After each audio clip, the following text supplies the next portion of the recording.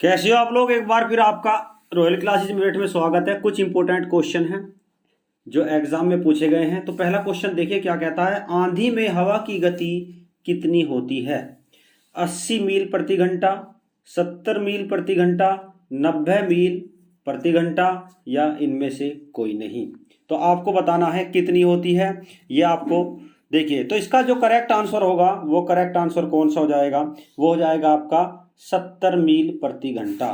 तो हवा की गति पूछी गई है, हवा की गति कितनी होती है, ठीक है ना।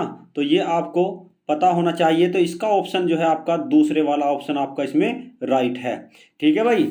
तो देखिए नेक्स्ट क्वेश्चन क्या कहता है। नेक्स्ट क्वेश्चन आपका स्क्रीन पर आया हुआ है और देखिए दूसरा क्वेश्चन, केंद्रीय आलू अनुसंधान संस्थान कहाँ पर स्थित है? आपको बताना है केंद्रीय आलू अनुसंधान संस्थान कहाँ पर स्थित है, ये आपको बताना है।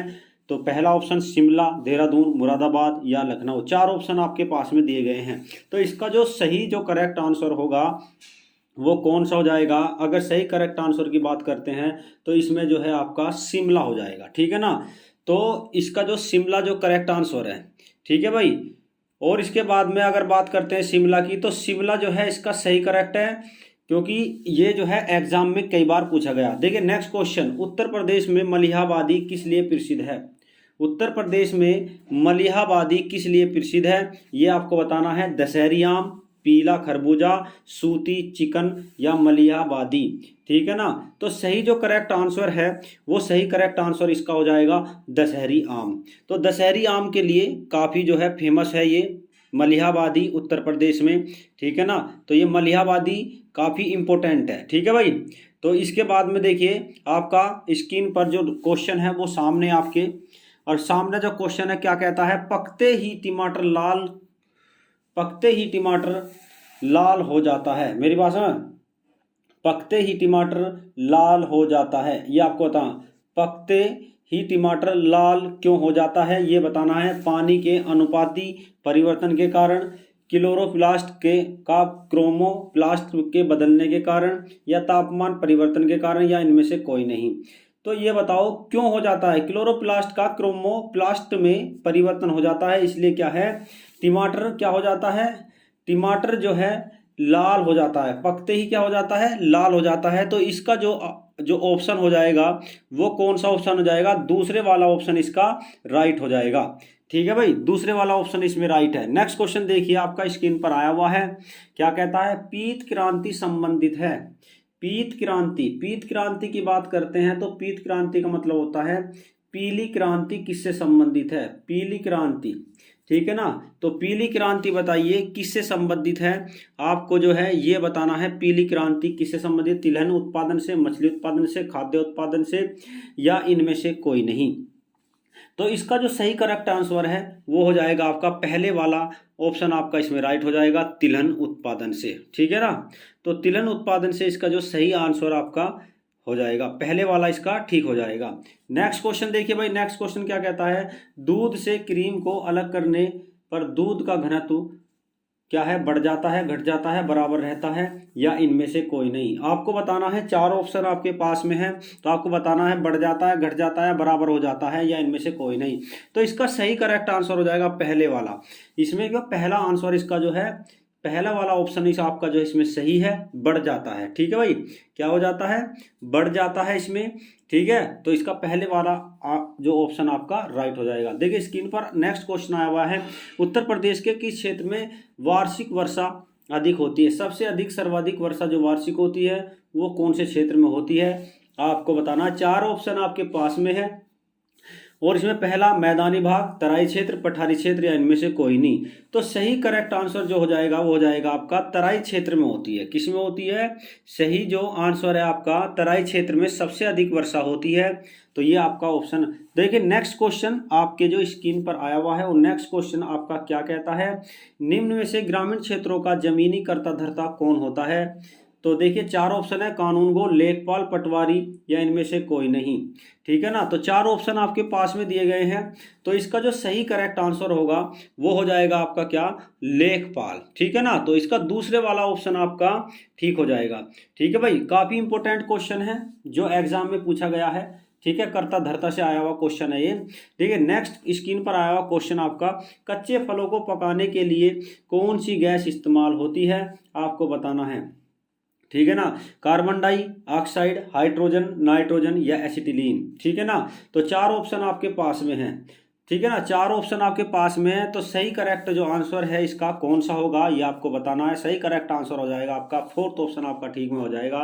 देखिए अगर एसिटिलीन की बात करते हैं तो एसिटिलीन के साथ साथ क्या है, एथिलीन भी क्या है, कच्चे फलों को पकाने में सहायक होती है। ठीक है भाई, कच्चे फलों को पकाने में सहायक होती है, ये भी आपको एथिलीन की भी ये याद करके रखना है। ठीक है भाई, अब देखिए आपका स्क्रीन पर नेक्स्ट क्वेश्चन सामने आया हुआ है, भारत में पशु कल्याण बोर्ड का मुख्यालय कहाँ स्थित है, ये आपको बताना है। कोलकाता, चेन्नई, दिल्ली या देहरादून। ठीक है भाई, तो आपको बताना है कौन सा ऑप्शन आपका इसमें ठीक हो जाएगा।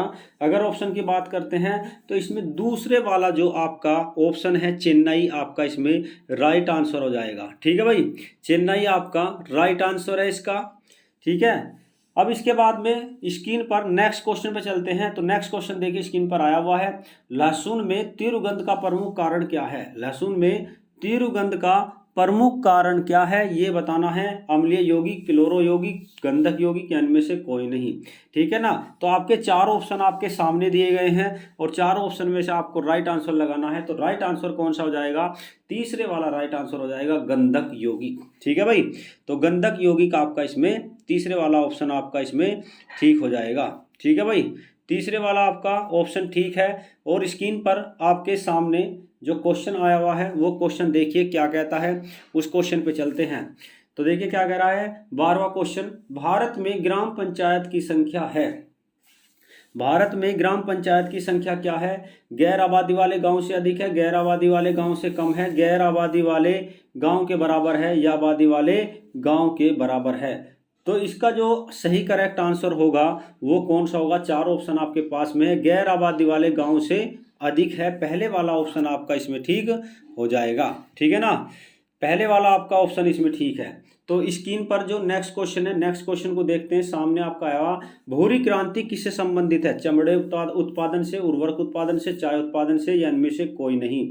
आपको चार ऑप्शन आपके पास में दिए गए हैं और सही जो करेक्ट आंसर होगा वो कौन सा हो जाएगा, उर्वरक उत्पादन से। तो भूरी क्रांति किससे संबंधित है, उर्वरक उत्पादन से संबंधित है। आपको ये जो दूसरे वाला ऑप्शन आपका इसमें सही है। ठीक है भाई, तो आप देखिए स्क्रीन पर नेक्स्ट क्वेश्चन पे चलते हैं और नेक्स्ट क्वेश्चन देखिए क्या कहता है आपका सामने स्क्रीन पर आया हुआ क्वेश्चन, भारतीय खाद्य निगम की स्थापना कब की गई, 15 जनवरी, 14 जनवरी 2000, 14 जनवरी 1965 को, 3 जनवरी 1965 को, 25 जनवरी 1965 को। सही जो करेक्ट आंसर है उसका दूसरा आंसर 14 जनवरी 1965 को की गई है। ठीक है ना, तो अब 14 जनवरी 1965 वाला जो ऑप्शन आपका इसमें ठीक हो जाएगा। स्क्रीन पर नेक्स्ट क्वेश्चन आपके सामने है और वो क्वेश्चन कौन सा है, वह नदी जिसका उद्गम भारत में नहीं होता है, गोमती नदी है, घाघरा नदी है, सतलज नदी है, चिनाब नदी है। देखिए अगर भारत की बात करते हैं तो भारत का जो क्षेत्र की अगर बात की जाए इस तरीके से, देखिए यहाँ पर ये जो है ये नेपाल है और यहाँ से जो है एक झील, एक जो नदी निकलती है उसका नाम है आपका सतलज। सतलज नदी यहाँ से भारत से होते हुए पाकिस्तान में एंट्री कर जाती है। ठीक है ना, और ये कहाँ से निकलती है, ये निकलती है राकसताल झील से। एक झील है आपका उसका नाम है राकसताल। राकसताल झील की स्थिति कहाँ पाई जाती है, तिब्बत में पाई जाती है। ठीक है ना, राकसताल झील, राकसताल झील की स्थिति तिब्बत में पाई जाती है और तिब्बत से आती है और सीधा हिमाचल प्रदेश में क्या है, प्रवेश कर जाती है। कहाँ कर जाती है, हिमाचल प्रदेश में प्रवेश कर जाती है। और उसका जो करेक्ट आंसर आपका सतलज नदी है, वह नदी जिसका उद्गम भारत के बाहर से होता है सतलज नदी है। सतलज किसकी सहायक नदी है, ये आपकी सिंधु नदी की सहायक नदी है। ठीक है ना, सिंधु नदी की सहायक नदी है, ये भी आपको याद करके रखना है। ठीक है भाई, अगर आपको ये क्लास अच्छी लगी हो तो आप इसे लाइक करना और शेयर करना और सब्सक्राइब जरूर करना, ऐसी वीडियो आपको मिलती रहेंगी। ओके, ठीक है ना, फिर मिलेंगे आपको सेम टाइम